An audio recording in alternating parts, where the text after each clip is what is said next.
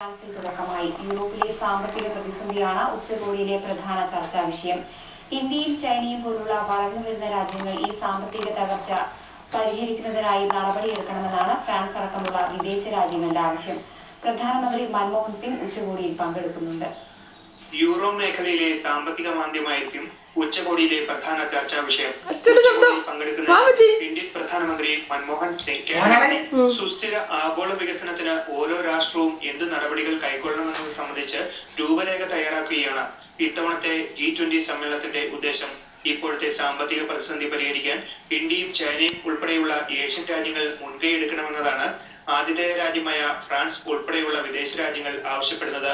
American president Barack Obama, Chinese president Hu Jintao, UN secretary general Ban Ki Moon തുടങ്ങിയവർ ഉച്ചകോടിയിൽ പങ്കെടുക്കുന്നുണ്ട്. ഇതിനിടെ ഉച്ചകോടി നടക്കുന്ന കാനലും പരിസരത്തും സമ്മേളനത്തിനെതിരെ പ്രതിഷേധവും നടക്കുന്നുണ്ട്.